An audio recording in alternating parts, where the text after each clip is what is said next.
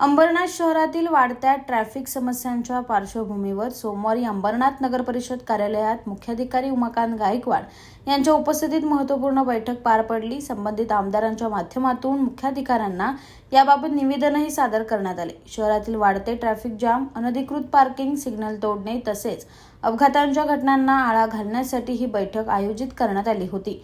सहाय्यक आयुक्त पोलीस उल्हासनगर तसेच वरिष्ठ पोलीस निरीक्षक ट्रॅफिकचे अंबरनाथ यांच्या समन्वयाने ही चर्चा झाली। बैठकीत ट्रॅफिक व्यवस्थापन सुधारणा, रोड मार्किंग, प्रमुख चौकांवर पोलीस उपस्थिती वाढवणे, जनजागृती अभियान राबवणे तसेच नगरपालिका आणि पोलीस प्रशासन यांच्यात अधिक प्रभावी समन्वय साधण्याबाबत सविस्तर चर्चा करण्यात आली।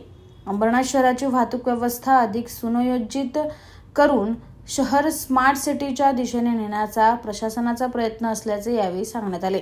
याप्रसंगी शिवसेनेचे गटनेते रवींद्र करंजुले तसेच शिवसेनेचे पुरुषोत्तम मुगले महाराज, संजय जाधव उपस्थित होते। मुळात म्हणजे कसं आहे की आमची जी NGO आहे ही government of the people, by the people and for the पीपलसाठी काम करते। तर विषय असा आहे की फॉर द पीपल म्हणजे नगरपालिकेचं हे काम आहे आणि पोलिसांचं एक काम आहे, ट्रॅफिक पोलिसांचं, की रस्ते जे नगरपालिकेने मोठे मोठे केलेले आहेत त्यांना प्रॉपर डिमार्केशन केलेले नाहीत। म्हणजे प्रॉपर IRC नॉर्म्सप्रमाणे जे स्पीड ब्रेकर बसवायचे असतात हे स्पीड ब्रेकर न बसवल्यामुळे अनेक दुर्घटना झालेल्या आहेत। जसं ITI कॉलनीचे ते 2 मुलं रात्रीच्या वेळेला स्पीड ब्रेकरवरून पडून जागीच मृत्यू झाले होते। त्यानंतर नुकतंच JSP पेट्रोल पंपचे ते जे सिग्नल आपण न बसवल्यामुळे तिथे पण 2 तरुण मुलांचा मृत्यू झालेला आहे।